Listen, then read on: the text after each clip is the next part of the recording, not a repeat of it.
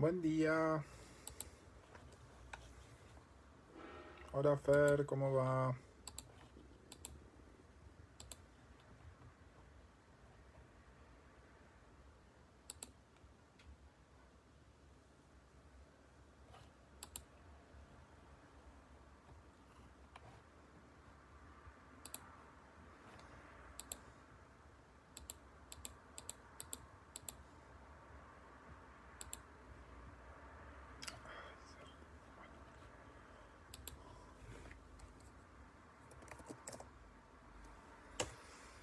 Hola chiquis, buen día, ¿cómo andan?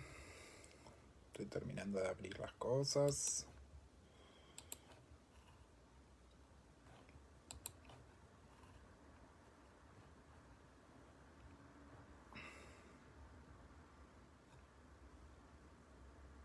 Hola Anaí, hola Celeste. Perdón que estoy mirando como en dos lugares diferentes porque tengo la cámara ahí y la compu acá.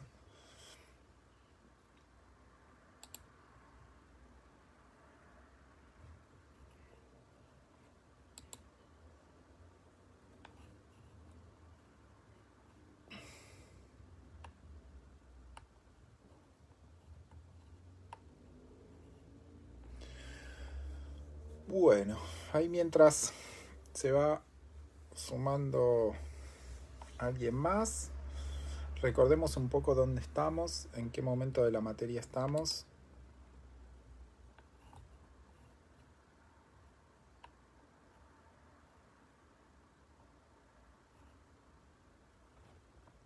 Estamos trabajando. La semana pasada comenzamos a hablar de ambiente terrestre. Em, Comenzamos y terminamos a hablar de ambiente terrestre. Si revisan en el campus, tenían unos videitos para ver que hablaban un poco del efecto Coriolis, de la rotación, digamos, para poder visibilizar eso, eh, que a veces es medio complicado de imaginar. Y después también tenían dos trabajitos, de los que no vamos a hablar mucho en esta clase, quizás los retomemos en la clase de consulta, que hablan sobre cambio climático. Si no los leyeron, cuando los lean, el trabajo, a ver, déjenme abrir. Siempre, igualmente, siempre hagan el mismo ejercicio que hicimos la clase pasada con los trabajos del comienzo. Tratar de identificar cuál es la estructura del trabajo científico, cuál es la información que se encuentra en cada sección, cuál es el objetivo del trabajo, digamos, eso empezará a entrenarlo, porque cuando ustedes lo ponen en juego, lo empiezan a usar, empiezan a entrenar esa forma de leer quizás más científica y menos literaria. Denme un segundito que quiero ver.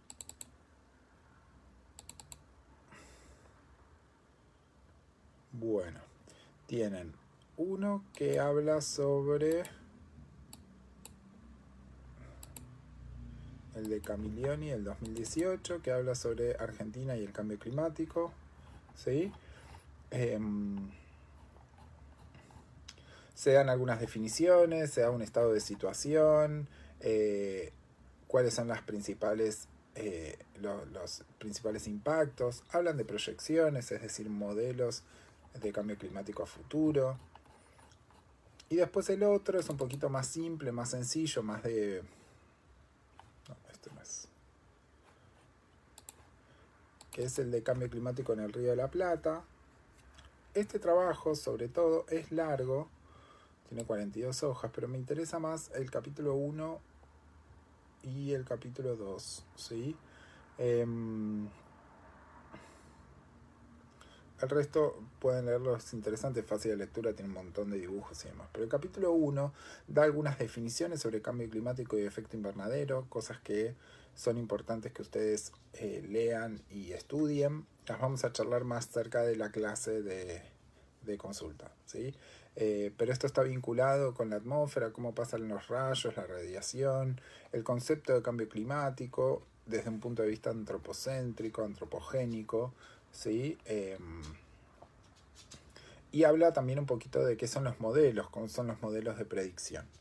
Entonces, lean estos dos trabajitos, vayan leyéndolos. Recuerden usar el foro para subir lo que quieran, resúmenes, preguntas, dudas, ¿sí? Vi en el mail algunas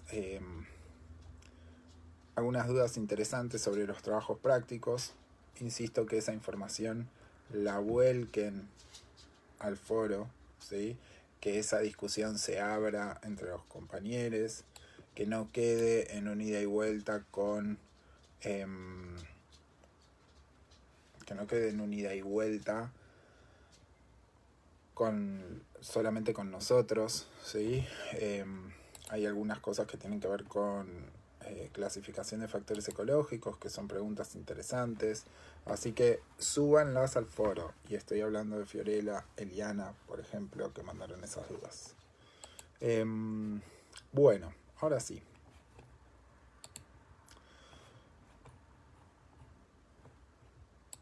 Además de esto, la semana pasada comenzamos con ambiente acuático, donde vimos las propiedades del agua de interés ecológico. Básicamente lo que hicimos fue definir cuáles son las propiedades principales del agua, calor específico, calor latente, punto de fusión, punto de ebullición, densidad, los 4 grados centígrados, transparencia, moderada en relación con la atmósfera, viscosidad, tensión superficial, bueno, no sé si me olvidé alguna, pero todas esas características que seguramente vieron en otras materias, lo que hicimos fue asignarles una importancia ecológica, ¿sí? Es decir, bueno, ¿por qué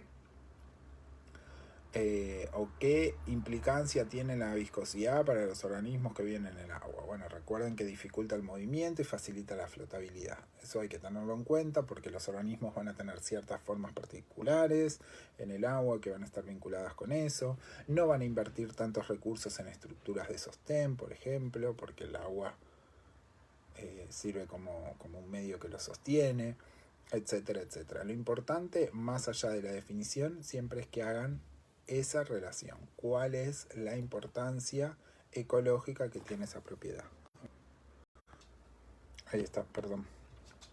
Ahí está, volví. Bueno,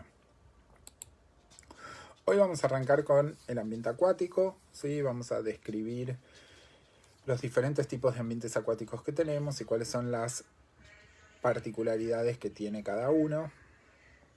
Vamos a tener que tener en cuenta algunas de las propiedades del agua porque eso va a definir el comportamiento de esos medios en relación a parámetros físico-químicos, ¿sí? Entonces vamos a comenzar con una primera aproximación, ¿sí? Hay una gran complejidad de ambientes acuáticos. De hecho, si empezamos a pensar y hagan el ejercicio de pensar diferentes ambientes acuáticos, van a empezar a ver que hay una enorme variedad, una enorme diversidad. No sé, podemos pensar en el mar, el océano, podemos pensar ríos, podemos pensar arroyos, lagos, lagunas, incluso muchas veces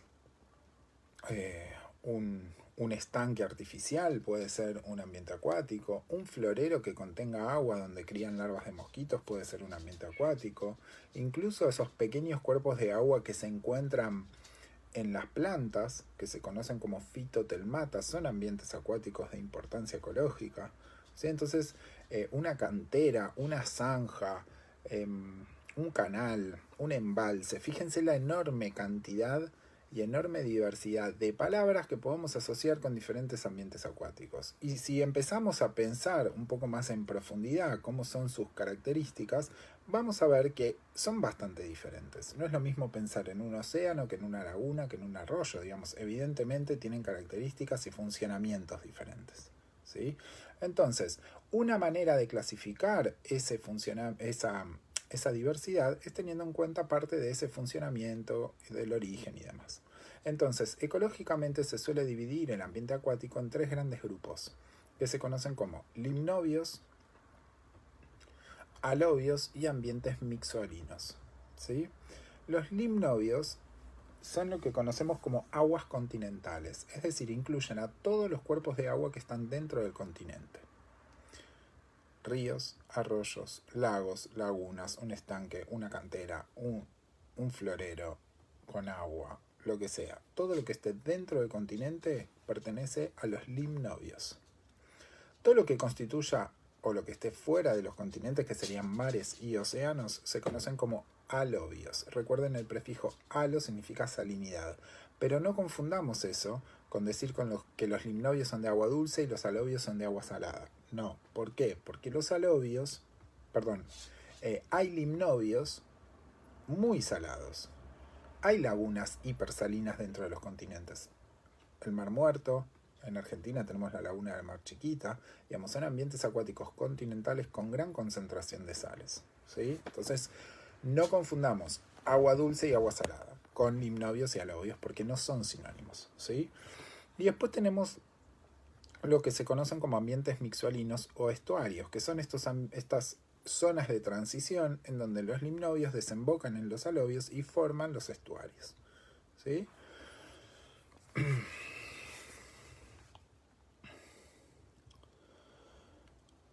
Hoy particularmente vamos a trabajar con los limnobios, pero también hay algunas palabras que sobre todo cuando hacemos clases presenciales empiezan a resonar, ¿no? Y yo les pregunto ejemplos de ambientes acuáticos, y empiezan a surgir todas estas palabras, ríos, arroyos. Y suelen aparecer dos palabritas vinculadas con esto, que muchas veces no tenemos una definición concreta de qué son, que es las cuencas y los humedales, ¿sí? Una cuenca en realidad no es un ambiente acuático per se, porque en realidad una cuenca incluye todo el territorio drenado por un único sistema natural, ¿sí? Es decir, es todo ese sistema de drenaje que lleva las aguas al mar. Puede ser a través de un río, a través de varios ríos, a través de un lago, ¿sí? Perdón, dije algo mal. Es la cuenca de drenaje que lleva el agua al mar o a un lago, ¿no? A través de un río, de varios arroyos, digamos. Es todo el sistema e incluye parte del territorio, ¿sí? Entonces, acá tenemos cuencas endorreicas, cuencas exorreicas y cuencas arreicas. Decimos que una cuenca es endorreica cuando vierte sus aguas hacia un lago interno, ¿sí? No lo saca fuera del continente. Eso sería una cuenca endorreica. Hace un ratito mencioné la laguna de Mar Chiquita, que drena todas las aguas de las sierras centrales de Córdoba. Bueno, eso es una cuenca endorreica. Una cuenca exorreica es cuando drena sus aguas hacia el mar, ¿sí? La cuenca Matanza-Riachuelo, por ejemplo, ¿sí? Desemboca el agua fuera del continente, por eso se llama exorreica. Y una cuenca arreica son cuencas donde las aguas no terminan ni en el lago ni en un mar, sino que progresivamente se van perdiendo, se van evaporando, ¿sí? Típicas cuencas arreicas son de zonas secas. Por ejemplo, muchas cuencas patagónicas son arreicas, donde empieza el agua a drenar desde la cordillera hacia la estepa y eventualmente por la sequía eso se pierde, ¿sí? Y después la otra palabra que se menciona es la de humedal. El concepto de humedal es un concepto bastante complejo y hay un montón de definiciones, algunas más operativas o más restringidas y otras muchísimo más abarcativas. Nosotros vamos a partir de una definición sumamente abarcativa, que es la que se da en la Convención Ramsar. Vamos a tomar esa como definición de humedal, que incluye básicamente todos los cuerpos de agua, incluidas las zonas costeras hasta los 6 metros de profundidad.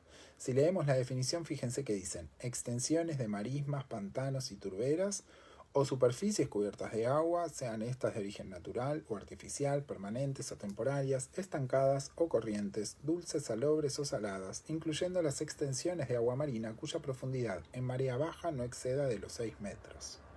¿Sí? Fíjense que básicamente incluye cualquier cuerpo de agua dentro del continente y en la costa hasta los 6 metros de profundidad, ¿sí?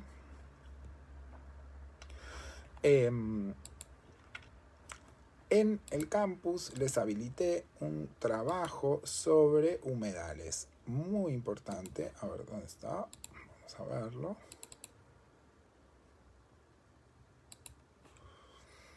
Creo que les subí el trabajo completo, eso es lo que quiero ver. Si les subí el trabajo completo, no se asusten porque tiene como 100 páginas, no sé. Una cosa así. Pero solamente lean el capítulo 1 y 2. Yo se los dejé completo, me parece, para que lo tengan. Sí. 337 páginas, no desesperen. Yo se lo subí completo para que lo tengan y si en algún momento lo tienen que consultar, lo tengan a mano. ¿Sí? Pero sí lean los capítulos 1 y 2. El capítulo 1 básicamente hace una introducción al concepto de los humedales. ¿Qué son los humedales? ¿Cuáles son sus principales características? ¿Cuál es la definición que van a utilizar en este informe? ¿Sí? Digamos que es un trabajo sobre la regionalización de los humedales de Argentina. ¿Sí? Hay un concepto que es importante que le presten atención, que son los bienes y servicios ecosistémicos. No está muy detallado en este documento, pero busquen qué son los bienes y servicios ecosistémicos. Esto lo vamos a charlar. Bueno, y después hablan un poquito del contexto, ¿no? ¿Cuál es la necesidad de generar un inventario de humedales? ¿En qué situación estamos y demás? El segundo capítulo habla específicamente de las principales regiones de humedales de Argentina. Esto es importante que lo tengan en cuenta porque esta regionalización de humedales va a coincidir o va a tener muchísimo que ver con la situación climática que vimos la semana pasada, digamos. El tipo de humedal está definido particularmente o por la temperatura, por la precipitación, por el tipo de suelo. Entonces podemos observar ciertas características a nivel país que hacen que los humedales de Misiones tengan una característica completamente diferente a los de la estepa. Y eso es básicamente el concepto de regionalización. ¿Sí? Así que lean estos primeros dos capítulos. Los siguientes capítulos es, bueno, tomar región por región, ¿sí? Y hablar más en profundidad de las características de las regiones en particular. No me interesa que hagamos eso en este momento, ¿sí? Pero sí que tengamos un esquema general de cuáles son las características principales de los humedales de la Argentina. ¿Ah? Entonces, habiendo dicho esto, tengamos en cuenta que vamos a trabajar con los limnobios, que son todos los ambientes ahora, ¿no? En un rato vamos a trabajar con los alobios, pero ahora vamos a trabajar con los limnobios, que son los ambientes continentales, las aguas continentales, ¿sí? Si pensamos ahora específicamente en limnobios, vamos a darnos cuenta que hay dos grandes grupos, o podemos agrupar toda esa diversidad que mencionamos al principio: ríos, arroyos, lagos, lagunas, canteras, floreros, fitotelmata, etcétera, etcétera, en dos grandes grupos. Aquellos que tenemos o que podemos incluir dentro de lo que conocemos como lago, laguna y cosas parecidas, charquita, estanque y demás, constituyen la serie léntica, mientras que lo que son ríos, arroyos, riachos y agua que corre pertenece a la serie lótica, ¿sí? Estos son los dos grandes grupos que podemos encontrar. Obviamente que la diversidad es mucho mayor porque tenemos, por ejemplo, ambientes de aguas subterráneas. En ecología no es muy común trabajar con ambientes de aguas subterráneas, ¿sí? Quizás las aguas subterráneas se ven más en otras disciplinas. El abordaje del estudio de las aguas subterráneas es más común en otras disciplinas, pero no tanto en la ecológica. También tenemos ambientes temporarios, tenemos ambientes artificiales, ¿no? La complejidad es mucho más grande y a veces esta categoría binaria, como siempre sucede, nos queda corta, ¿tá? Pero en principio tengamos esta diferencia o esta gran distinción: ambientes lénticos o pertenecientes a la serie léntica y ambientes lóticos o pertenecientes a la serie lótica. ¿Qué diferencia hay entre cada una de ellas? Bueno, principalmente la dirección del agua, ¿sí? Vamos a ver que en los ríos y arroyos o ambientes lóticos hay una dirección definida que va a favor de la pendiente. El agua circula o se mueve a favor de la pendiente.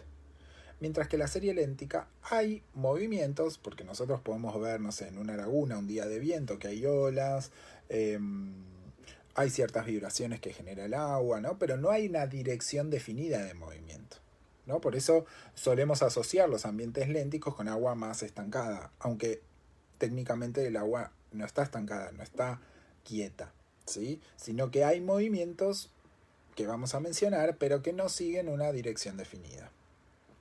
Esto hace que generalmente los ambientes lénticos tengan una velocidad, el agua tenga una velocidad mayor, ¿sí? Obviamente que esta velocidad va a estar relacionada con la pendiente y suele disminuir desde la desembocadura, desde la naciente hacia la desembocadura, porque suele suceder que hacia la desembocadura la pendiente es menor. En cambio, los ambientes lénticos, la velocidad es muchísimo menor, la velocidad de movimiento es muchísimo menor. Esto hace que algunas características vinculadas a la velocidad, como el potencial erosivo y la sedimentación, sean diferentes en ambos ambientes. Obviamente que si la velocidad es mayor, el potencial erosivo va a ser mayor. Si a su vez pensamos que en un río esa velocidad disminuye hacia la desembocadura, el potencial erosivo va a disminuir hacia la desembocadura. Es directamente proporcional a la velocidad. Obviamente que en un cuerpo de agua que se mueve poco o que tiene movimientos que no son definidos, el potencial erosivo va a ser muchísimo menor. La sedimentación, por el contrario, sigue el camino inverso. Cuanto mayor es la velocidad, menor va a ser la sedimentación. Sobre todo, digamos, en realidad lo que cambia es el tamaño de partícula que sedimenta. A mayor velocidad, las partículas que sedimentan son más grandes, más pesadas, ¿sí?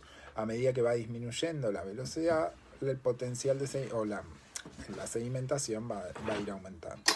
Entonces, podemos decir que un lago tiene mayor, una laguna, un ambiente léntico tiene mayor sedimentación, porque el agua se mueve menos, entonces las partículas caen, ¿sí? La tasa de renovación también está vinculada con el movimiento y con la velocidad. Es decir, la tasa de renovación es una medida de el tiempo que se tarda básicamente en renovar un cierto volumen de agua, ¿sí?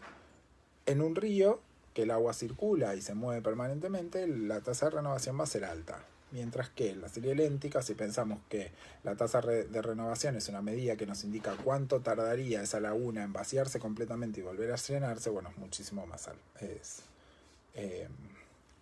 La tasa de renovación es mucho más baja. El agua se renueva a una velocidad muchísimo más baja, ¿sí? La materia orgánica es un parámetro importante dentro de los cuerpos de agua porque básicamente la materia orgánica contiene gran cantidad de nutrientes. Entonces es una medida que vamos a tener en cuenta al analizar ciertas cosas vinculadas con procesos ecológicos dentro de los cuerpos de agua, ¿sí? Obviamente que todos los cuerpos de agua tienen que tener materia orgánica, en mayor o menor medida, porque, insisto, eso es la fuente principal de nutrientes. Ahora, ¿de dónde proviene esa materia orgánica? ¿De dónde viene? Esa materia orgánica tiene dos orígenes. Orígenes autóctonos, es decir, materia orgánica que se genera dentro del cuerpo de agua. Por ejemplo, un pez que se muere, ese pez que se muere pasa a formar parte de el almacenamiento, o pasa a formar parte de la materia orgánica que está dentro de ese cuerpo de agua, ¿sí? Pero también hay materia orgánica que proviene desde afuera del cuerpo de agua. Yo tengo una hoja de un árbol que se cae en una laguna, o un tronco que se cae, que es arrastrado por un río, un tronco de un árbol terrestre, ¿no? Que es arrastrado por un río, y eso va a pasar, esa materia orgánica va a pasar a formar parte del cuerpo de agua. Entonces decimos que esa materia orgánica que se origina fuera del cuerpo de agua y que termina en el cuerpo de agua es de origen alóctono. Fíjense, la palabra es el opuesto a autóctono, ¿tá? Como regla general, y esto es una generalización muy grande porque en realidad va a depender de otras cosas, decimos que los ambientes lóticos están más conectados con los ambientes terrestres. El hecho de poder moverse y de que el agua circule, ¿sí?, hace que esa interacción y que sobre todo haya crecidas, de los ríos bajantes y demás, hace que esa interacción con los ambientes terrestres sea muchísimo mayor. Entonces, en esa interacción es que los ríos arrastran mayor cantidad de materia orgánica de origen alóctono. Y por eso decimos que el predominio de la materia orgánica es de origen alóctono en los ríos. Mientras que en la serie léntica la interacción con los ambientes terrestres es menor y la materia orgánica que se genera suele proceder de el propio cuerpo de agua. Entonces decimos que la materia orgánica tiene un origen autóctono.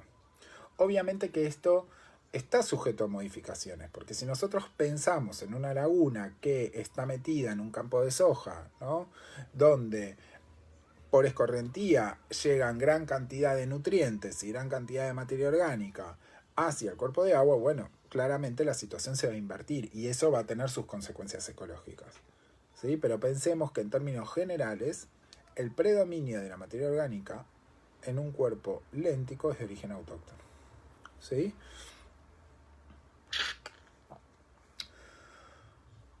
Por último, vamos a ver, y ahora lo voy a introducir, pero vamos a hablar más adelante de este tema o con mayor profundidad. Vamos a introducir el concepto de estratificación. ¿Qué es la estratificación? La formación de estratos o capas. Esa formación de estratos o capas se puede dar por diferentes causas en los cuerpos de agua, ¿sí?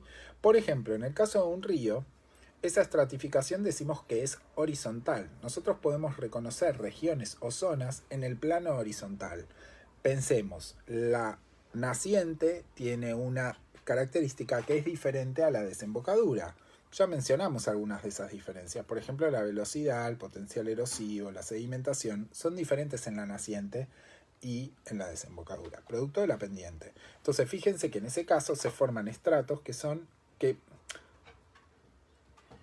tienen diferencias en el eje horizontal, ¿sí? Ahora, en un lago y en una laguna, esas capas o estratos se forman en el eje vertical. Vamos a ver, insisto, lo vamos a ver más adelante, pero pensemos ahora, en principio, que puede haber una capa que tiene luz y una capa que no tiene luz. La capa superior o el estrato superior va a tener luz y la capa inferior o el estrato inferior no va a tener luz. Y eso genera una diferencia clara entre una zona superior y una zona inferior. Entonces, en los ambientes lénticos, la estratificación es vertical principalmente, ¿sí? Donde yo reconozco estratos en el eje vertical, mientras que los ríos reconozco estratos en el eje horizontal, ¿sí? Habiendo dicho esto, vamos a meternos un poquito más en este concepto de estrato, sobre todo en los ríos. No vamos a trabajar en gran profundidad la dinámica de los ríos porque quiero centrarme principalmente en lo que pasa en los ambientes lénticos y eso después nos va a permitir extrapolar esa información o ese comportamiento a cualquier cuerpo de agua, que es lo que vamos a hacer. Un río, un lago, un río, los mares, los océanos, los ambientes mixoalinos, teniendo en cuenta sus diferencias. Esto que mencioné de los estratos, fíjense, está marcado en la diapositiva, no sé cuál estoy, creo que es la diapositiva 7, ¿sí?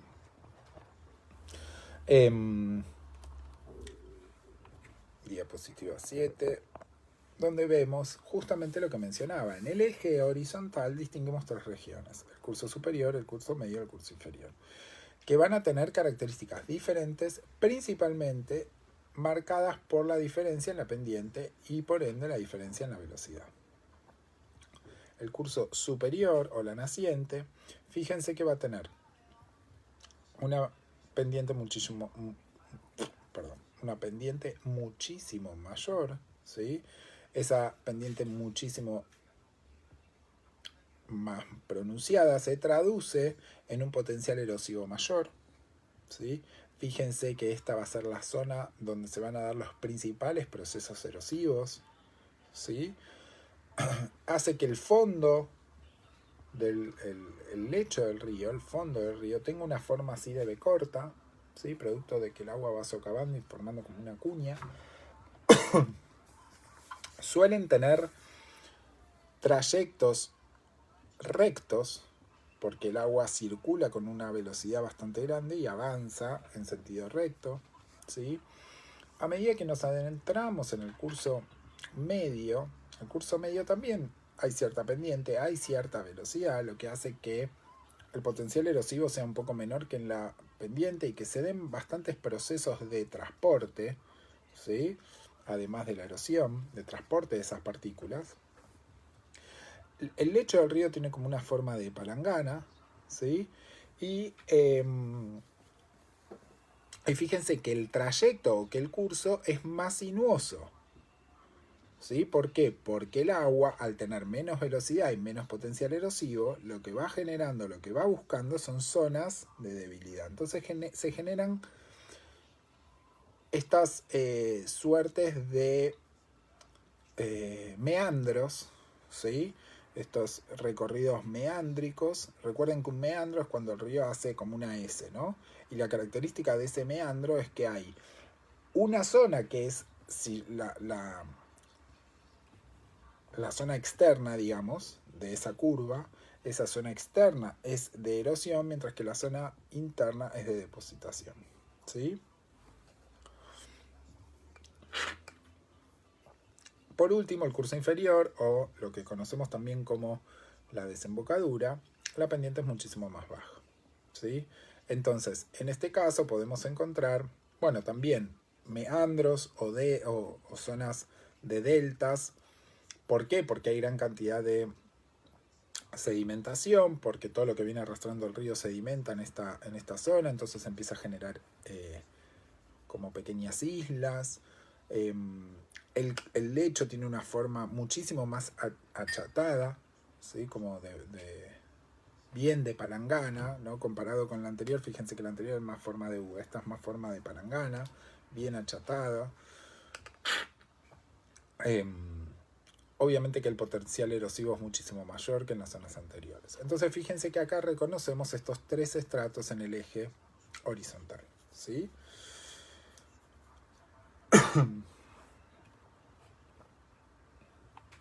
Con esto vamos a cerrar los ríos por ahora, después vamos a volver, pero vamos a cerrar los ríos por ahora, para concentrarnos en algunos parámetros físico-químicos que son más importantes o no más importantes, más fáciles de entender en los ambientes lénticos, y eso después lo vamos a poder extrapolar a cualquier cuerpo de agua.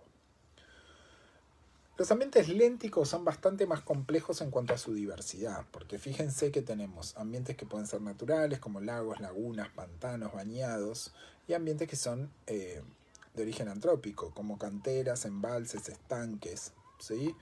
Algunas cositas vinculadas con esto,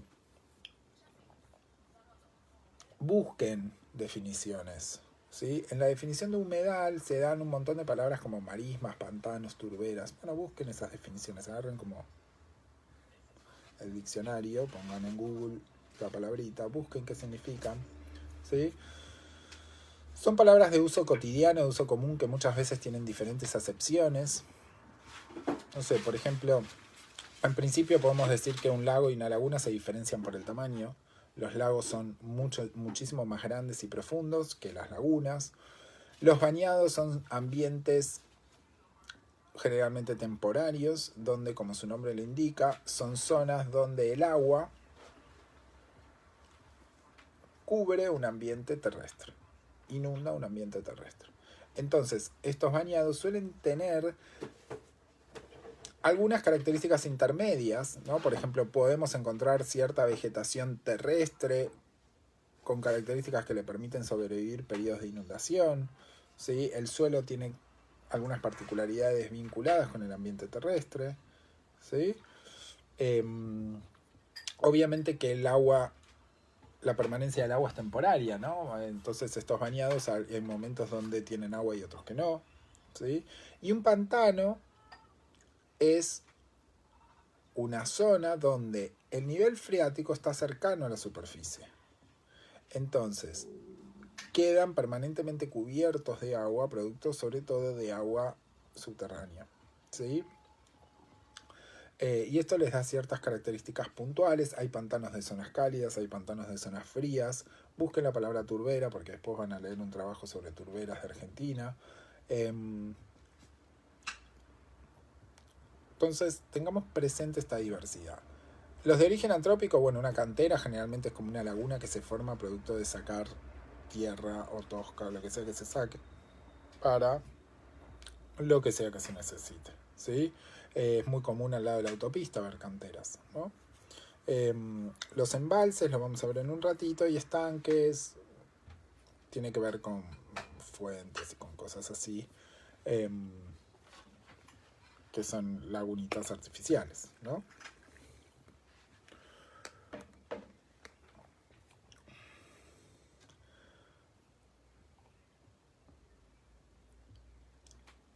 La estructura de los lagos suele ser bastante compleja y podemos diferenciar un montón de zonas dentro de los lagos.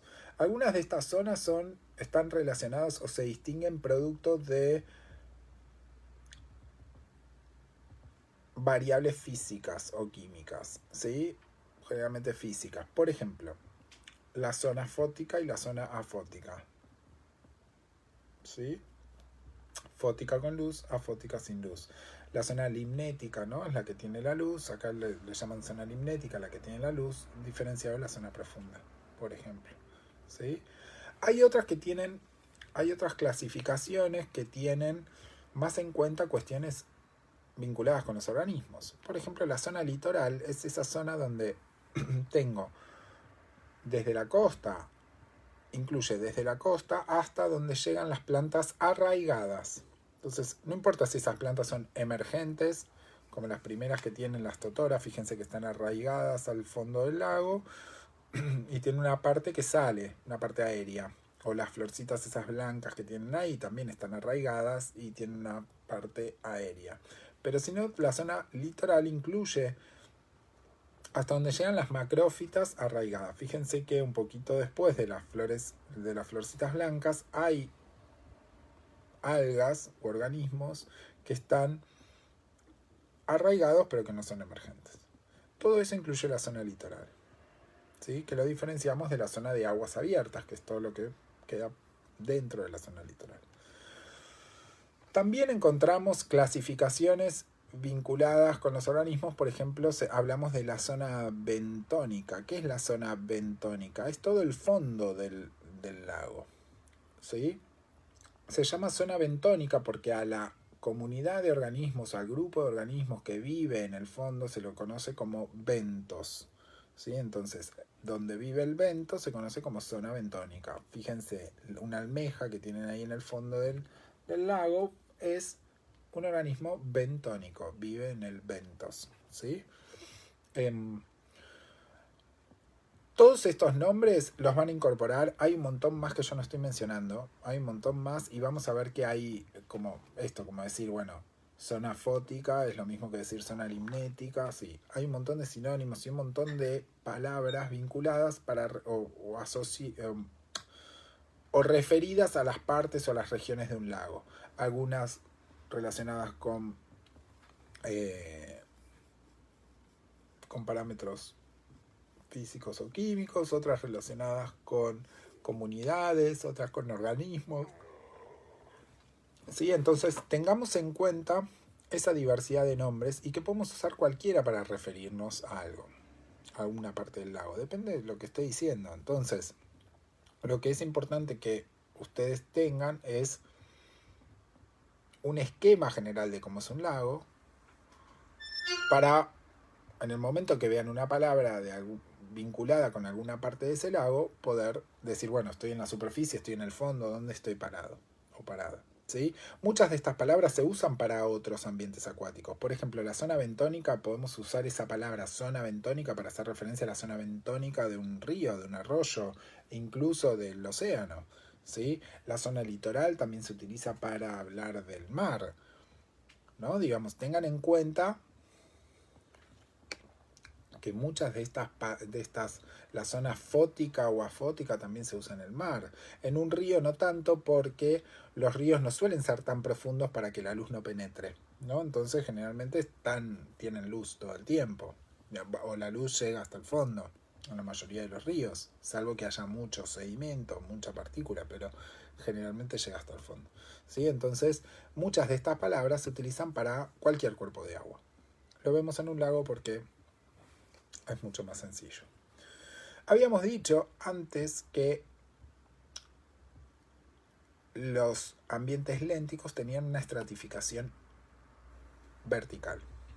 Esa estratificación vertical, yo mencioné un ejemplo que es correcto, como decir, bueno, hay una zona superior que hay luz y hay una zona inferior que no hay luz. Y eso genera dos estratos, ¿sí? Ahora bien, nosotros vamos a hablar de la estratificación que se produce por dos factores, que es la temperatura y la salinidad. Son factores importantes porque van a estar relacionados directamente con características muy importantes que tienen los ambientes lénticos, ¿sí? Entonces, hablamos de una estratificación física cuando esa estratificación se produce por temperatura, y hablamos de una estratificación química cuando esa estratificación se produce por salinidad, ¿sí? El resultado va a ser el mismo, la conformación de estratos verticales, ¿sí? Que van a recibir diferentes nombres si se originan por temperatura o por salinidad. Si se originan por temperatura, vamos a llamar al estrato superior epilimnion, al estrato intermedio termoclina y al estrato inferior hipolimnion. Si se originan por salinidad, al estrato superior lo vamos a llamar mixolimnion, al estrato intermedio haloclina y al estrato inferior monimolimnion, ¿sí? Lo importante que entendamos en este punto para poder avanzar es que estos estratos se constituyen como estratos porque tienen densidades diferentes. Entonces, al tener densidades diferentes, el epilimnion, que es el estrato superior formado por temperatura, va a tener una densidad menor y por ende va a flotar por encima del hipolimnion o de la termoclina, ¿sí? Podemos saber que la termoclina es un estrato muy finito, ¿sí? Que en realidad tenemos dos estratos y la termoclina es una zona de transición entre estos dos estratos. Lo mismo pasa con el mixolimnion y el monimolimnion. Son dos estratos y en el medio tengo una zona de transición que es la haloclina. Pero lo importante que entendamos ahora es que este estrato superior es menos denso que el estrato inferior. Recordemos que si el estrato es menos denso o algo menos denso, flota sobre algo más denso. Y muchas veces estas diferencias de densidad son muy marcadas o son lo suficientemente marcadas para hacer que estos estratos funcionen independientemente, como si fueran agua y aceite. Entonces no se mezclan. Si yo pongo pongo aceite en una olla con agua, voy a ver que se forma una burbuja. Acá pasa lo mismo, como se forma así, como una gota. Acá pasa lo mismo. Tengo un estrato, pero en la vertical, ¿no? Tengo un estrato superior y un estrato inferior. Si yo mirara esa burbuja con mayor, sobre todo el límite, con mayor detenimiento, voy a ver que hay una zona de transición, donde ahí están pasando un montón de cosas producto del choque de estos dos estratos. Bueno, eso sería el análogo de la termoclina o de la haloclina, esta zona como de transición, ¿sí? Ahora bien, vayamos a entender un poquito más por qué se produce, o digamos, cómo se vincula esto con la densidad. Recordemos, como vimos la clase pasada, que la densidad del agua es mayor a los 4 grados centígrados o es máxima a los 4 grados centígrados.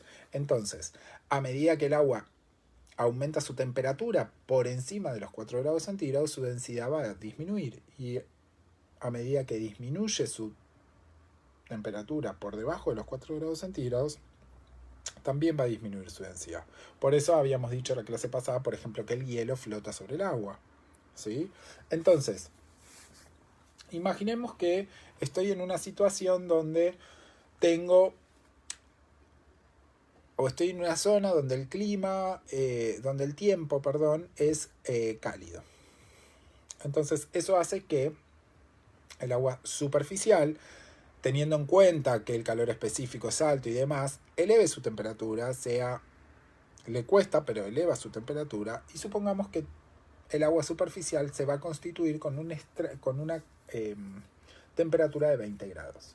¿Sí? Obviamente que la luz y el calor van a llegar con menos intensidad al fondo. Entonces el agua del fondo va a estar más fría. Entonces voy a tener un estrato superior a 20 grados y un estrato inferior que va a tener que tener una temperatura menor que el estrato superior. ¿Por qué? Porque está bajo. Y si está bajo, está más frío, es más denso. Entonces, eso va a constituir dos estratos, el epilimnion y el hipolimnion, dividido por una termoclina, que es esta zona donde pasamos de tener 20 grados, supongamos que tengo en el fondo a 4 grados centígrados, pasamos de tener 20 grados a 4 grados centígrados en muy poquita profundidad. ¿Sí? ¿Por qué? Porque estas capas están funcionando de manera aislada o de manera independiente. Entonces yo tengo una capa de 20 sobre una capa de 4 y en el medio no es que no tengo nada, tengo agua que pasó de estar de 20 grados a 4 grados en muy poca profundidad. ¿Sí? Y eso es lo que constituye la termoclina. Si quisiéramos graficar utilizando un sistema de coordenadas, un eje cartesiano, para hacer esto que estoy diciendo, tenemos el gráfico que figura en la diapositiva 11.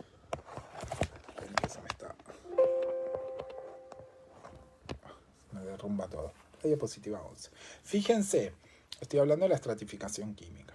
El eje X está constituido por la variable independiente, la temperatura. ¿Sí? 0 y vamos aumentando. 1, 2, 3, 4, hasta 20. El eje Y es la profundidad. Fíjense que para arriba no lo dibujo porque estoy yendo hacia abajo. Si yo puse el 0 sobre la superficie. Entonces estoy haciendo menos 1, menos 2, menos 3, menos 4, menos 5. Es lo mismo que decir 1 metro de profundidad, 2 metros, 3 metros, 4 metros, 5 metros. ¿Sí? Entonces, si yo me paro en el centro del lago, en el centro, ¿no? Y tiro un termómetro y voy tomando la temperatura desde la superficie, hasta el fondo en línea recta, ¿sí? Hacia abajo, voy a registrar la temperatura en cada uno de esos puntos y voy a ver que en la capa de arriba la temperatura va a ser cercana a los 20 grados centígrados, sin mucho cambio, 20, 19,8, 19,7, hasta cierta profundidad. De repente la temperatura empieza a cambiar abruptamente y paso a tener 16, 14, 12, 11 en muy poca profundidad. Y después de cierta profundidad la temperatura va a estar cercana, en este caso, a los 4 grados centígrados. Eso hace que generamos este tipo de gráficos, se conocen como perfiles térmicos, ¿sí? Donde vamos a estar graficando qué pasa con la temperatura en profundidad. Entonces voy a ver que la forma que tiene ese gráfico marca claramente, permite visibilizar dos estratos con temperaturas diferentes. Un estrato superior, que sería el epilimnion, cercano a los 20 grados centígrados, y un estrato inferior, que sería el hipolimnion, cercano a los 4 grados centígrados. Y en el medio una termoclina. ¿Tá? ¿Vamos bien hasta ahí? Sí, esto es muy importante. Si hay algo de lo que digo que no se entiende, aprovechemos la gente que está conectada, me preguntan y cualquier cosa lo repetimos. ¿Sí? Voy a terminar de explicar la estratificación química, pero si tienen preguntas vayan escribiéndolas en el chat, así lo puedo ver. ¿Tá? La estratificación química, recordemos que era por salinidad. Acá pasa lo mismo. Entonces, pasa lo mismo en el sentido de que voy a tener estratos que van a tener diferente concentración de sales. Y esa concentración de sales le dan diferente densidad.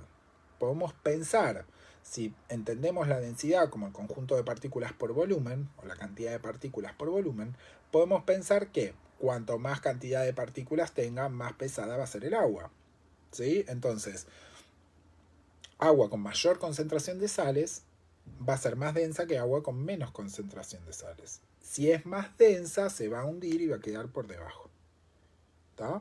Entonces, si yo hiciera, en este caso, un perfil de salinidad de este lago, donde en el eje X voy a poner la concentración de sales y en el eje Y la profundidad, voy a ver que, lo mismo, si tiro una línea imaginaria desde la superficie hasta el fondo en el centro del lago y voy tomando la temperatura, voy tomando la concentración de sales a diferentes profundidades, voy a ver una capa superior con una concentración de sales baja y una capa inferior con una concentración de sales alta.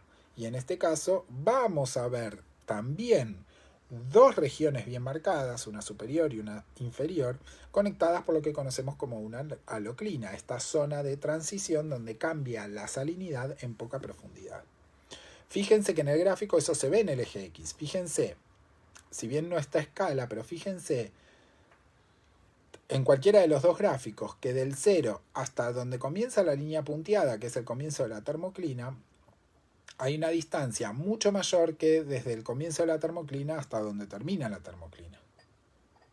¿Sí? Es decir, que la temperatura se mantiene constante más o menos en un rango de profundidad bastante grande y de repente cambia la profundidad rápida, cambia la temperatura o la salinidad en una profundidad cortita y después se vuelve a mantener constante. Esa es la termoclina o la haloclina. ¿Sí?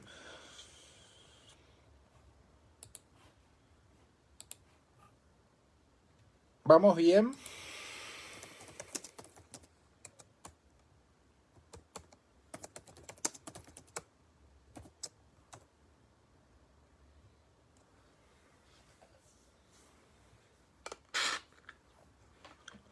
Hagan aunque sea con un... Pongan aunque sea un sticker de un dedito para saber que vamos bien.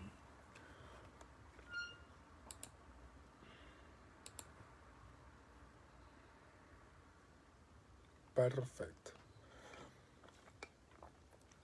Ahora bien, es importante también que podamos distinguir dos cosas respecto de estas diferentes estratificaciones. La estratificación física, que está vinculada o está relacionada con cambios o que está relacionada con la temperatura, es una estratificación que ya nos podemos imaginar a priori que es poco estable en el tiempo. En el sentido de, imagínense que están en una zona de un clima templado, donde tengo un invierno donde la temperatura es muy baja, un verano donde la temperatura es muy alta. Entonces, no todo el año voy a tener un epilimnion con 20 grados centígrados, porque en el invierno si baja mucho la temperatura de la superficie va a bajar. Y estos cambios estacionales en la temperatura de la atmósfera o del aire, que se traducen en cambios en la temperatura del agua, generan cambios de densidad y van a generar movimientos. Si el agua se hace más pesada se va a hundir, si se hace más liviana se va a ascender y así sucesivamente. ¿Sí? Ahora lo vamos a analizar eso. Ahora bien, la estratificación química, que se debe a concentración de sales, es una estratificación mucho más estable, porque la concentración de sales no tiene una variación estacional. ¿Hay sales en el agua o no hay? Hay más o menos, pero eso puede generar un estrato más marcado o menos marcado. Puede pasar que a medida que aumente muchísimo la temperatura, aumente la evaporación, pero la concentración de sales no se modifica drásticamente y estacionalmente. ¿Sí? Entonces la estratificación química suele ser bastante estable. Si yo tengo un lago, una laguna estratificado químicamente, bueno, va a estar así todo el año. Mientras que un lago con una estratificación física puede tener variaciones vinculadas con las variaciones estacionales de la temperatura, que es lo que vamos a ver ahora. ¿Sí? Imaginemos que estamos en un lago de una región templada donde hay una estacionalidad bien marcada. ¿Qué es estacionalidad bien marcada? Donde yo distingo las estaciones: otoño, verano, invierno, primavera. ¿Sí? Recordemos que para nosotros esa es la norma, en el sentido de, desde que vamos al jardín de infantes nos hacen dibujar el invierno con el frío y la nieve, la primavera con las flores, ¿sí? Pero no es la realidad de todo el planeta. Nosotros a esta altura sabemos que en función de cómo incidan los rayos, hay estaciones más marcadas o regiones del planeta con estaciones más marcadas que otras. En Colombia no tenemos Los chiques del jardín no van al jardín a dibujar invierno, otoño, verano y primavera, invierno con el gorrito y primavera con las flores, ¿no? Digamos, pueden tener variaciones estacionales que tienen que ver posiblemente con temperatura, con precipitaciones. Entonces está la época seca y la época más húmeda. Pero en principio la temperatura es toda la misma, ¿sí? Y después, si nos vamos al polo sur o al polo norte, hay 6 meses de verano y 6 meses de invierno, 6 meses de luz, 6 meses de sombra. La estacionalidad es extrema, ¿sí? Entonces, plantémonos en un lago que está ubicado en una zona templada donde tenemos una estacionalidad donde reconocemos las 4 estaciones. Un verano cálido, un invierno que posiblemente el lago se congele, ¿sí? Que la temperatura sea lo suficientemente fría para congelar la superficie del lago. Y vamos a analizar qué es lo que sucede con la temperatura del agua, ¿sí? Fíjense, en el verano tenemos la situación que describimos antes. Tenemos la superficie del lago cálida, cercana a los 20 grados centígrados. Estos valores 24 son valores arbitrarios que están vinculados como para que pensemos en la densidad, ¿no? Digamos. Entonces, claramente 20 grados centígrados es muchísimo menos denso que 4 grados centígrados, que es el máximo, ¿sí? Entonces fíjense que acá reconocemos 3 estratos, el epilimnion, acá le llaman en lugar de termoclina metalimnion, pero nosotros vamos a usar la palabra termoclina, y por debajo el hipolimnion, ¿sí? Si hiciésemos, ese es el dibujito del lago, si hiciésemos el perfil, vamos a ver que el perfil tiene las características que mencionamos antes, esta forma de S con una termoclina bien marcada, ¿sí? Ahora bien, ¿qué pasa a medida que pasamos del verano al otoño? A medida que pasamos del verano al otoño, la temperatura del ambiente empieza a descender, ¿sí? Entonces, imagínense, obviamente que esto es un momento del otoño, pensemos que estamos en el medio del otoño, ¿no? Que estamos tomando el medio de la estación, ¿sí? Para ser más concretos. Entonces, a medida que voy pasando del medio del verano hacia el medio del otoño, voy a observar un cambio en la temperatura del aire. La temperatura empieza a descender, ¿sí? Y esa temperatura que empieza a descender genera que la temperatura del agua empiece a descender. Obviamente que va a disminuir a un ritmo, a una velocidad mucho menor que la del aire por el tema del calor específico, del calor latente que mencionamos antes, ¿sí? Que mencionamos la clase pasada. Pero, independientemente de eso, la temperatura del agua superficial, que estaba a 20 grados, empieza a descender. ¿Qué pasa a medida que desciende la temperatura del agua? Paso de tener 20 grados a tener 19, a tener 18, a tener 15, a tener 14. ¿Qué pasa con la densidad? El agua se empieza a hacer cada vez más pesada. Se empieza a hacer cada vez más pesada. Y al hacerse cada vez más pesada, empieza a empujar hacia abajo y empieza a hundirse, ¿sí? Se empieza a hundir porque empieza a aumentar su densidad. Entonces, si imaginamos esto como si fuese un tren, en el sí, como si fuese un tren donde yo tengo todas las moléculas, unas enganchadas al lado de la otra, si yo tengo esto que empieza a descender, esto va a empezar a tirar de las que están atrás. Y al empezar a tirar de las que están atrás, empieza a generar un movimiento de circulación, ¿sí?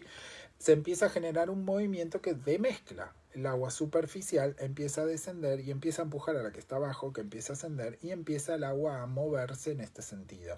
El agua de arriba se va hacia abajo y el agua de abajo se va hacia arriba y empieza a rotar el agua, ¿sí? ¿Qué pasa cuando estos procesos de mezcla empiezan a funcionar? Obviamente que esto va de la mano, por ejemplo, del viento. El viento genera también movimientos del agua que contribuyen con esta mezcla, ¿sí?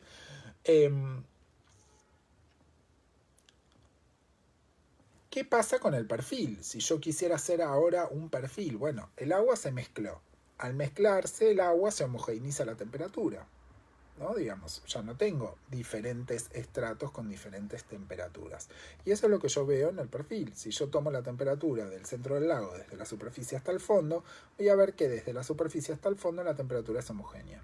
En este caso le pusimos 10 grados centígrados para tener un valor de referencia. ¿Puede ser 4? No. En el otoño no podría ser 4, no sería un valor correcto. ¿Por qué no sería un valor correcto? Porque el calor específico del agua es muy alto, entonces la temperatura del agua no puede descender tan rápidamente, tantos grados, ¿se entiende? No puede llegar a 4. Es poco probable que llegue a 4. No estaríamos en el otoño, estaríamos, no sé, o sería un otoño extremadamente frío. ¿Puede ser 15? Si partimos de 20, sí puede ser 15. ¿Sí? ¿Puede ser 12? Sí. No es que es 10 el valor que tiene que ser. No, puede ser dentro de ciertos límites. Podemos pensar que puede ser 10, 12, 13, 11, el valor que quieran. ¿Puede ser 0? No, no puede ser 0. ¿Puede ser 1? No, no puede ser 1. Porque si no sería un otoño extremadamente frío. Para darle tiempo al agua a que se enfríe tanto que llegue a esa temperatura en, no sé, un mes y medio. ¿Se entiende? Pensemos que estamos hablando de cuerpos de agua verdaderamente profundos. Un lago, estamos hablando de que tiene una profundidad de aproximadamente 200 metros de profundidad, 300 metros de profundidad, ¿sí? 150 metros de profundidad. Son cuerpos de agua profundos. No tengan en la cabeza una lagunita de 2 metros de profundidad. No, estamos hablando de cuerpos de agua muy profundos, donde la zona del fondo no llega a la luz no llega a penetrar. ¿Sí? Entonces se generan estos procesos de mezcla. Ahora en un rato vamos a hablar un poco más de estos procesos de mezcla, de cuál es su importancia. A medida que dejamos el otoño y pasamos al invierno, la temperatura del ambiente, del aire, sigue descendiendo. Sigue descendiendo y dijimos, bueno, imaginemos que es un lugar donde hace suficientemente frío como para congelar la superficie del lago. ¿Sí? Entonces el agua sigue, la temperatura del aire sigue descendiendo, congela la superficie del lago, ¿sí? Recordemos que el hielo flota sobre el agua, entonces se va a formar una capa aislante, una capa superficial que va a estar formada por esta capa de hielo y por debajo va a quedar agua líquida, ¿sí? Entonces fíjense que se va a formar una capa de hielo, por debajo voy a tener agua líquida a 0 grados o cercana a 0 grados y por debajo agua a 4 grados centígrados. Entonces fíjense cómo se establece nuevamente una suerte de estratos. Un estrato superior congelado, una termoclina bastante finita, ¿sí? Producto de esta transición entre el sólido y el líquido y agua entre 0 grados sólido, 0 grados líquido, 1 grado y después el resto del perfil con 4 grados centígrados. Obviamente que en este caso la termoclina es mucho más angosta porque la diferencia de grados entre el estrato superior y el estrato inferior es más angosto. Pero ecológicamente esos estratos están bien marcados. Fíjense que hay diferencia en el estado en el que se encuentra el agua, sólido, líquido. ¿Sí? Pero en términos de amplitud de esa termoclina es muchísimo más angosta que la del verano, donde teníamos el fondo con 4 y la superficie con 20. Entonces estamos hablando de 16 grados de amplitud. Acá tenemos la superficie con 0 y el fondo con 4. 4 grados de amplitud. ¿Sí? Pero los estratos están bien marcados porque tengo sólido y tengo líquido. ¿Está? Y después, a medida que pasamos hacia la primavera, ¿qué va a pasar? La temperatura del aire empieza a ascender, lo que va a generar que el hielo se derrita, y a medida que el hielo se derrita paso de tener 0 grados empieza a aumentar su temperatura, y al aumentar su temperatura recordemos que su densidad empieza a aumentar, porque pasamos de 0, 1, 2, 3, cada vez más cercano a 4, empieza a aumentar, chiqui, chiqui, chiqui, chiqui, chiqui. Al empezar a aumentar se empieza a hacer más pesado y si se hace más pesado empieza a hundirse y empieza a arrastrar el tren y a volver a hacer un proceso de mezcla, ¿sí? Lo que va a hacer que el perfil tenga la misma conformación que lo que pasa en el otoño, esa temperatura homogénea desde la superficie hasta el fondo, ¿sí? Ahí dice 6 grados. ¿Puede ser 6 grados? Sí. ¿Puede ser 7? Sí. ¿Puede ser 5? Sí. ¿Puede ser 23? No. ¿Por qué no puede ser 23? Porque estamos en la primavera. Para que la temperatura del agua tenga 23 grados, arriba tiene que ser 40. Y tiene que haber hecho 40 durante un montón de tiempo. ¿Se entiende? ¿Por qué? Por el calor específico. Si bien hay ciertos límites, digamos, si bien hay cierta libertad y estos son valores referenciales, tengamos en cuenta la lógica detrás de esto. No puede ser que en primavera la temperatura de mezcla sea de 20 grados, porque eso implica que durante un periodo prolongado de tiempo en la superficie hizo 30 por el calor específico, porque le tengo que dar muchísima energía al agua para que pueda aumentar su temperatura tanta cantidad de grados. ¿Sí? Entonces, ahí está los valores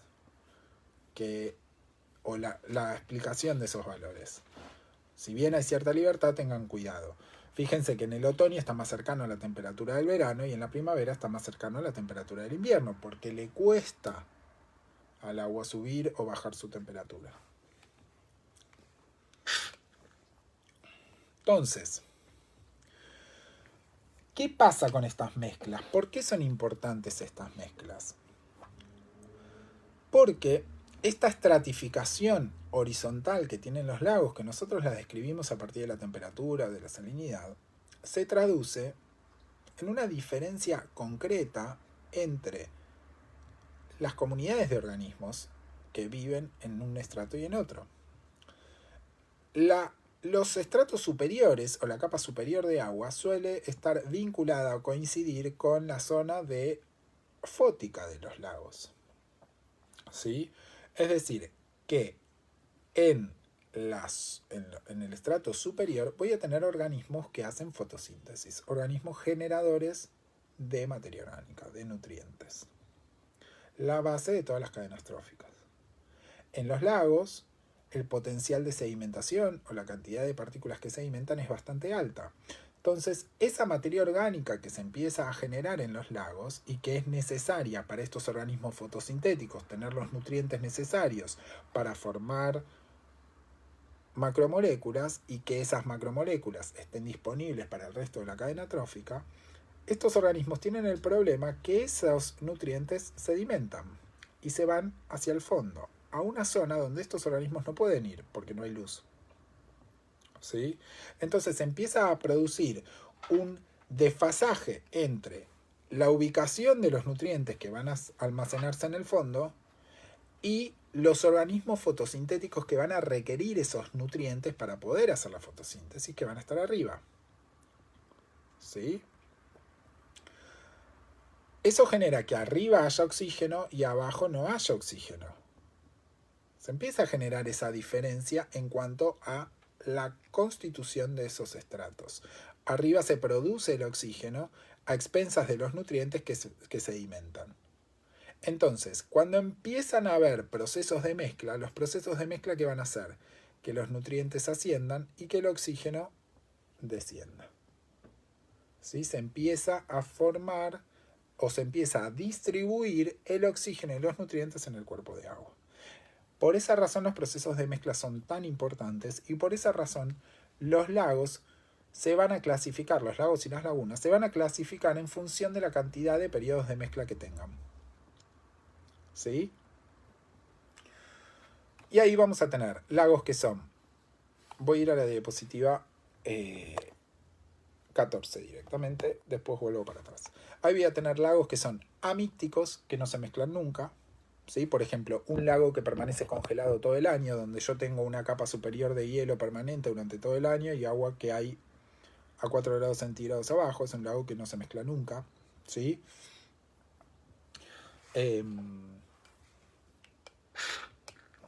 Un lago estratificado químicamente tampoco se mezclaría nunca, ¿no? Porque habíamos dicho que esa diferencia de salinidad genera estratos que son permanentes.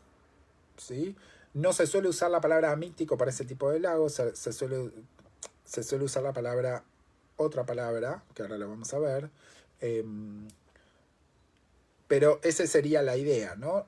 esta clasificación, de acuerdo a la cantidad de periodos de mezcla, está más vinculada con la temperatura que con la salinidad. Pero técnicamente sería concreto decir que un lago estratificado, correcto, no concreto, un lago estratificado químicamente sería un lago amíctico, ¿sí?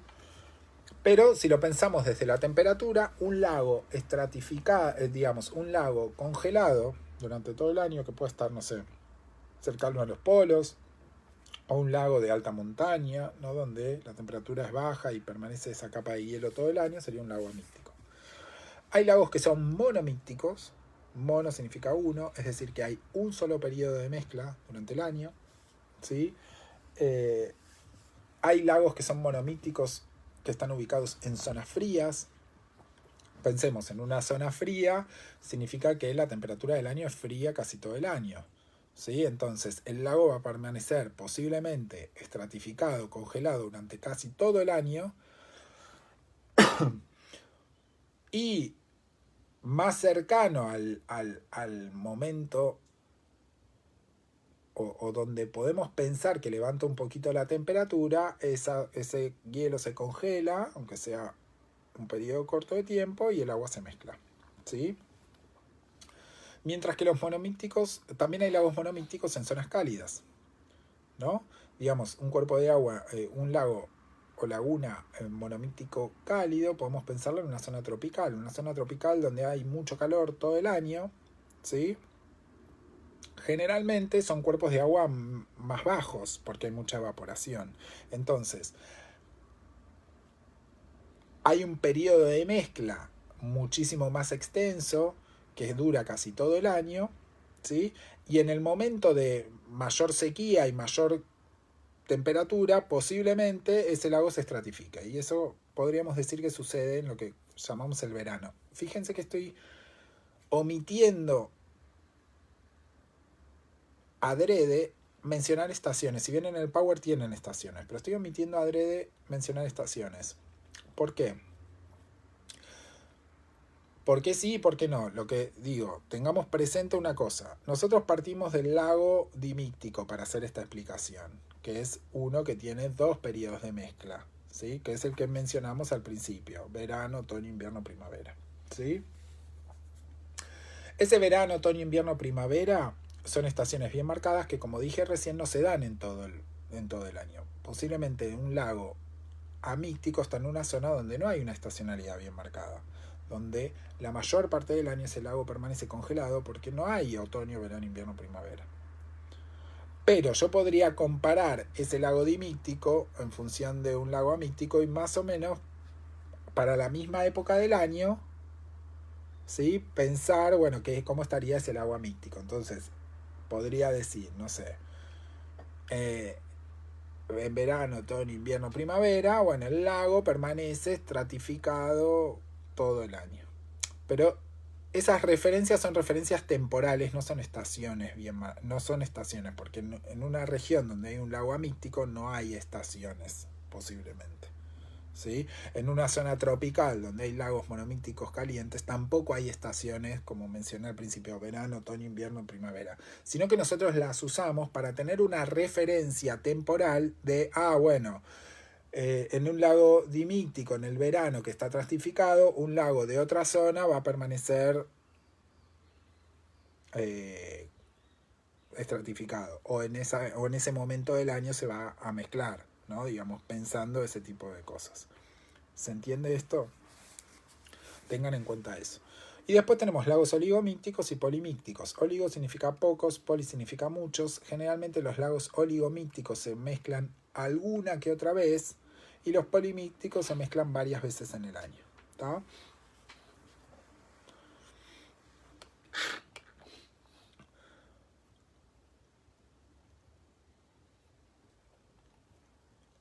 También vinculado con la mezcla, ¿no? Hay lagos que, no sé, un lago dimíctico se mezcla completamente, ¿no? Digamos, por ejemplo, en el otoño o en la primavera hay un periodo de mezcla que abarca todo el cuerpo de agua. Entonces el agua superficial va hacia el fondo y se mezcla todo y se redistribuyen los nutrientes y el oxígeno, que es lo que mencionamos recién. A ese tipo de lagos se los conoce como holomícticos. Holo significa total, es decir, que toda el agua del cuerpo de agua se mezcla. ¿sí?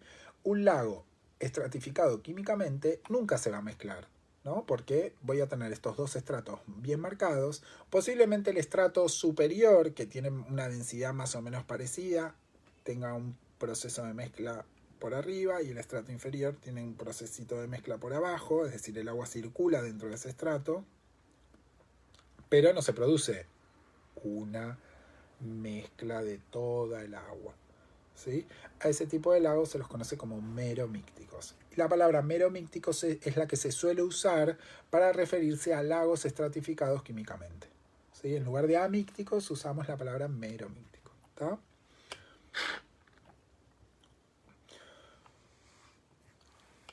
Hay otra clasificación que es muy importante, que ya no tiene tanto que ver con los procesos de mezcla, ¿sí? Sino con la cantidad de nutrientes que hay. Obviamente que hay, vamos a ver que hay una vinculación entre nutrientes y mezcla, porque es lo que dijimos recién, un lago. En un lago los nutrientes sedimentan, entonces si esos nutrientes circulan, va a haber más nutrientes disponibles que si no circulan, ¿no? Digamos. Entonces, decimos que un lago, cuando tiene un lago, una laguna, un cuerpo de agua en general, cuando tiene pocos nutrientes se los conoce como oligotróficos, y cuando tiene muchos nutrientes se los conoce como eutróficos. Entonces, un lago oligotrófico tiene pocos nutrientes. ¿Dónde van a estar esos nutrientes? Mayormente en el fondo. Si hay muchos nutrientes en el fondo y no están disponibles para los organismos fotosintéticos, eso va a hacer que no haya muchos organismos fotosintéticos, porque los nutrientes van a estar actuando como un factor limitante, ¿sí? No va a haber muchos nutrientes disponibles para esos organismos fotosintéticos. No va a haber muchos organismos fotosintéticos y por lo tanto no va a haber nada que impida el paso de la luz. Eso hace que los lagos que son oligotróficos son lagos muy transparentes, porque no hay muchas partículas, organismos en suspensión que atrapen esas nutrientes, que atrapen la luz. No hay muchas partículas en suspensión, no hay muchos nutrientes, ¿sí? Entonces suelen ser lagos muy transparentes, suelen ser lagos profundos. Típico ejemplo de un lago oligotrófico, los lagos del sur, ¿sí? Si fueran alguna vez a San Martín de los Andes, a Bariloche, Camino de los Siete Lagos, van a ver que son lagos donde son sumamente transparentes, no se ven algas, no se ven como muchas cosas flotando, no se ve, ¿sí? Esto tiene que ver con que hay pocos nutrientes disponibles para los organismos, ¿no?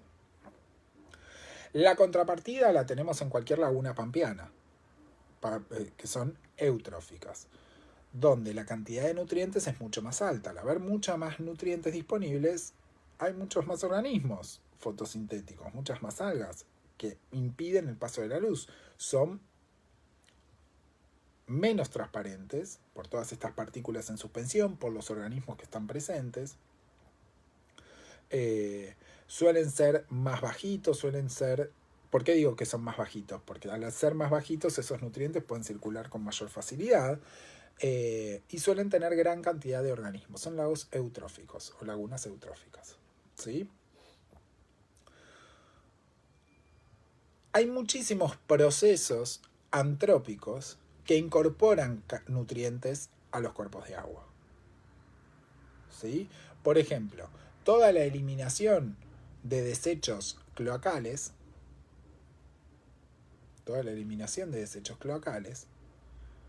incorpora gran cantidad de nutrientes a los lagos. Los nutrientes principales, que lo vamos a ver la clase que viene, creo, si no me equivoco, son nitrógeno y fósforo principalmente, ¿sí? Entonces, los desechos cloacales tienen grandes cantidades de nitrógeno y fósforo. Los fertilizantes tienen grandes cantidades de nitrógeno y fósforo. Entonces, hay muchas actividades antrópicas que generan o que incorporan grandes cantidades de nutrientes a los cuerpos de agua. Entonces, eso hace que esos cuerpos de agua sufran lo que se llama sufran un proceso de eutrofización. La eutrofización es un proceso antrópico que genera cambios en la cantidad de nutrientes de los cuerpos de agua, obviamente aumentando la cantidad de nutrientes, y eso desencadena un proceso eh, desencadena como un proceso que modifica la dinámica de ese cuerpo de agua. ¿Cómo sería ese proceso? Se incorporan nutrientes a un lago. Esos nutrientes, o a un cuerpo de agua, puede pasar en un río. Lo que pasa es que en un río el agua circula y la tasa de renovación es más alta. Pero también pasa en los ríos. Pero pensemos en un lago en este momento. Se incorporan nutrientes.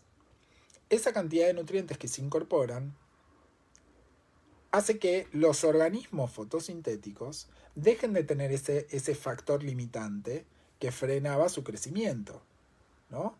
Entonces, al incorporar grandes cantidades de nutrientes, las comunidades fotosintéticas dejan de tener ese factor limitante. Entonces empiezan a proliferar, empiezan a crecer en número. Generalmente van a crecer aquellos organismos que tengan mayor capacidad reproductiva y demás, ¿no? Que suelen ser algunas algas particulares que producen lo que se conoce como floraciones algales. La cantidad numérica, en términos numéricos, la cantidad de individuos empieza a aumentar exponencialmente porque no empieza a haber una barrera que frene ese crecimiento, porque los nutrientes que estaban diciendo, bueno, hasta acá porque no alcanza la comida, deja de estar esa barrera y los individuos empiezan a crecer. ¿Sí?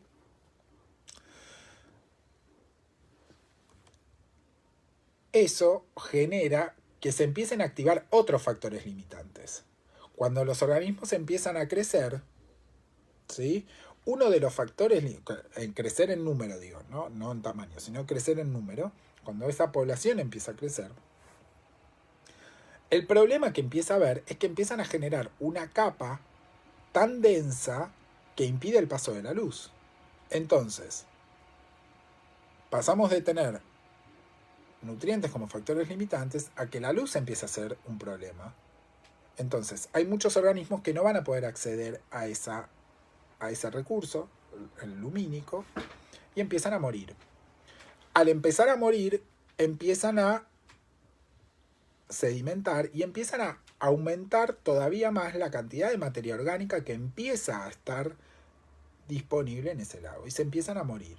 Y se empiezan a morir y se empieza a acumular. Eso genera que empiece a haber grandes cantidades de materia orgánica en un cuerpo de agua con mucha cantidad de nutrientes y que empieza a escasear el oxígeno también. Porque si hay muchos organismos que necesitan ese oxígeno, bueno, el oxígeno empieza a ser cada vez menor. Entonces, fíjense que se empiezan a generar las condiciones para que proliferen organismos anaeróbicos, organismos que no necesitan el oxígeno. Tienen mucha comida, poco oxígeno, empiezan a crecer. El resultado es que los cuerpos de agua se terminan pudriendo. El proceso de eutrofización genera que los cuerpos de agua se pudran. ¿Sí? Un proceso que es difícil de revertir, sobre todo en cuerpos de agua grandes. ¿Sí? Hay cosas que se pueden hacer para revertir, por ejemplo, no sé, empezar a trabajar o empezar a pensar en función de estos factores. Bueno, claramente tratar de no incorporar más nutrientes sería una de esas medidas. Oxigenar, proveer oxígeno para que evitar el crecimiento de estos organismos anaeróbicos. Eliminar el exceso de sedimentos, por ejemplo, que contengan grandes cantidades de nutrientes. Como hay muchas cosas que se pueden hacer. ¿Sí? El tema es que suele ser muy caro hacerlo. Suele ser extremadamente caro para cuerpos de agua muy grandes. ¿Sí?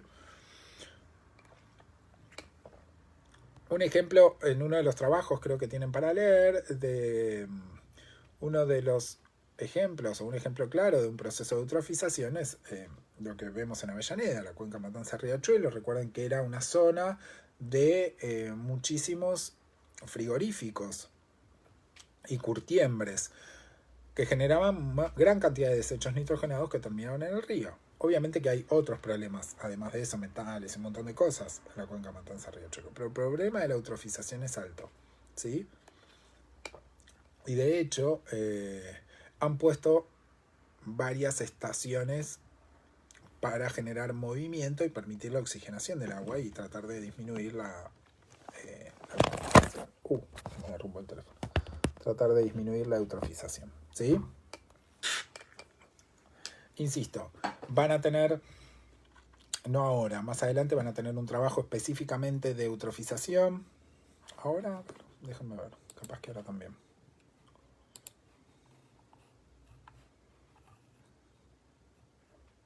Sí. ¿O no?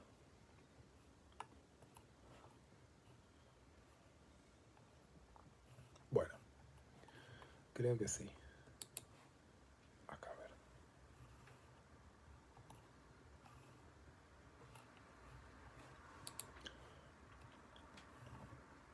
Ahora creo que hay uno.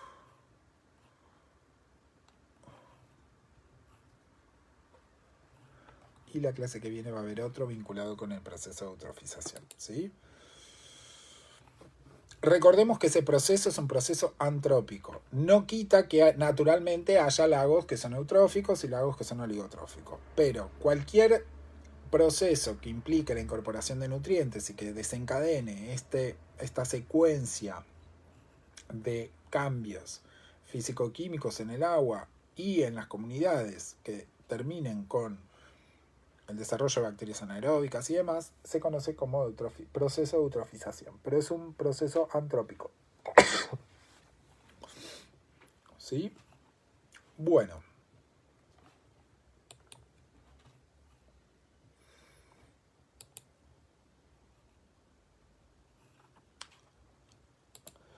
Por último, para cerrar la parte de limnobios, vamos a hablar un poquito de los embalses, ¿sí? Que eso, digamos, Argentina tiene gran cantidad de embalses, algunos de tamaños bastante importantes, ¿sí? Podemos pensar o podemos decir que un embalse es un cuerpo de agua léntico generado a partir de un cuerpo de agua lótico. Yo tengo un río que le pongo una pared y genero un cuerpo de agua léntico, genero una laguna. Eso es un embalse. A la pared es la que se le llama dique. El cuerpo de agua es el embalse, el dique es la pared, ¿sí? Entonces, en un embalse yo voy a reconocer distintas partes vinculadas con estas características. Voy a tener una zona lótica, que es el río que llega hacia el embalse, una zona de transición, una zona que conocemos como lacustre o la laguna, ¿no? Digamos propiamente del embalse. Como son ambientes artificiales, hay causas, ¿no?, por las cuales se construyen esos embalses. Hay una planificación detrás de la construcción de ese embalse. Son diversas las causas por las que se pueden construir embalses. Por ejemplo, hay embalses que se construyen para controlar ciertas inundaciones, ¿no? Hay en el sur, por ejemplo, hay algunos embalses que se construyen para, en la época de deshielos, por ejemplo, evitar que ciertas zonas se inunden. ¿Está? Entonces, eso podría ser una causa. Hay otros que se usan para riego, ¿no? Donde se arma un dique. Obviamente que estoy hablando de embalses de distintos tamaños, ¿no? Se puede construir un embalse para desviar el agua y usar esa agua para regar. Estas obras suelen ser de pequeño tamaño comparadas, no sé, con otras, ¿no? Para la creación igualmente para la creación de energía hidroeléctrica es otra de las causas, ¿sí? Para acuicultura, en el norte es muy común generar pequeños embalses para criadero de peces, por ejemplo, para almacenamiento de agua potable, incluso para recreación, para navegación. Hay muchos embalses que tienen varios propósitos, es decir, varios objetivos, y que se aprovechan muchos de esos objetivos. Se puede usar para controlar inundación, generar energía eléctrica, todo al mismo tiempo, ¿sí? Ahora bien, lo que hay que tener en cuenta es que esos sedimentos, recordemos que los ríos tienen la particularidad de gran potencial erosivo y transporte de esos sedimentos. Entonces, todos los embalses tienen una vida útil. ¿Por qué? Porque esos sedimentos empiezan a acumular.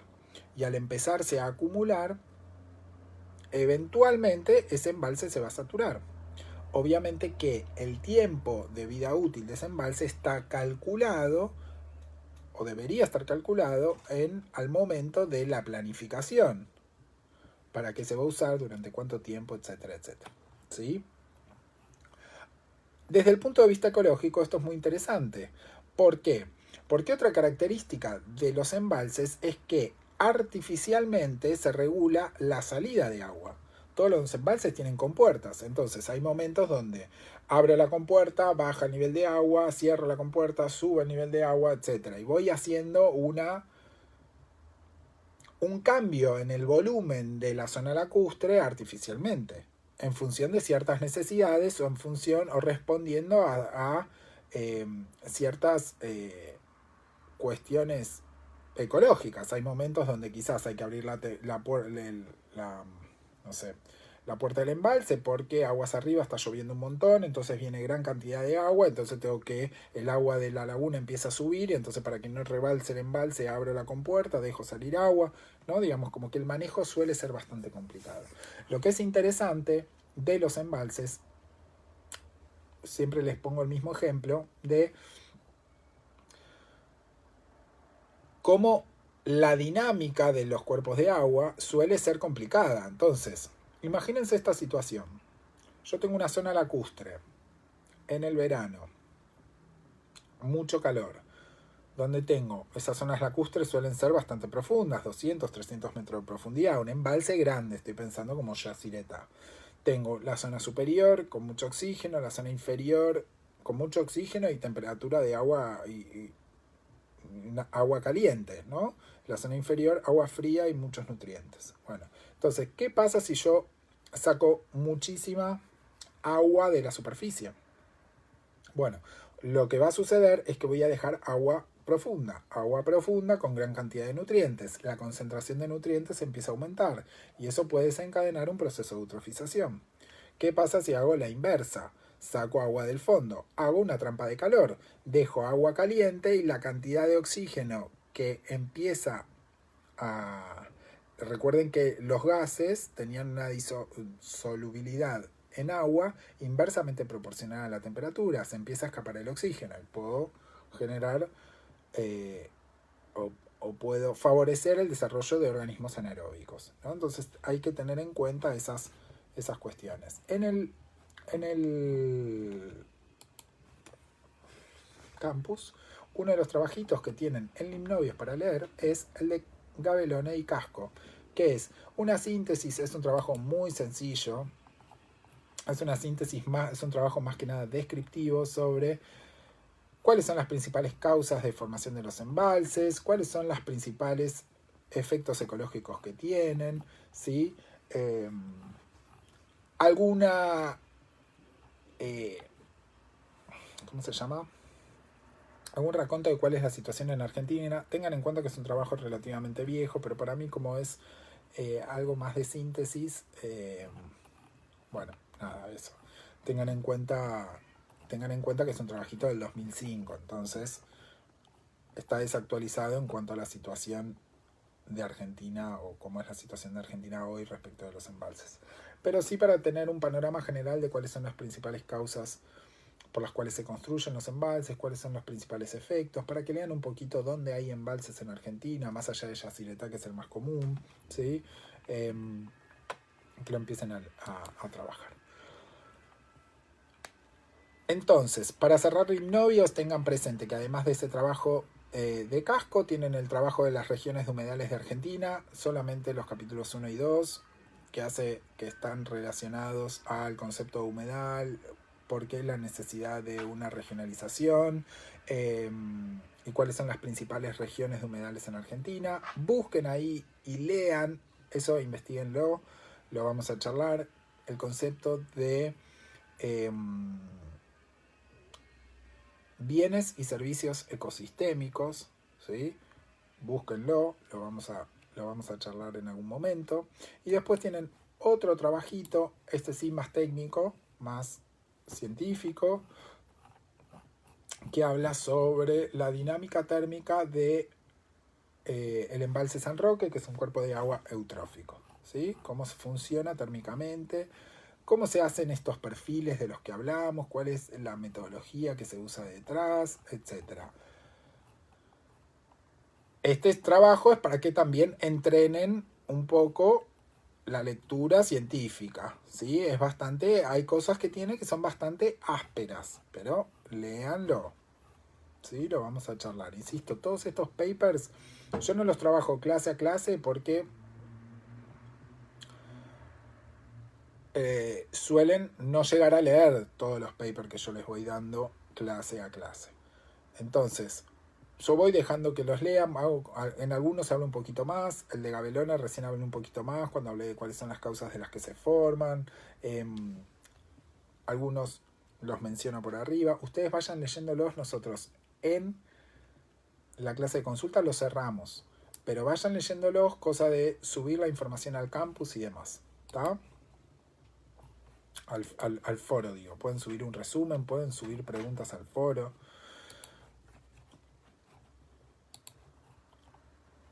Bueno, a ver, son las 9:51. Vamos a hacer un pequeño parate.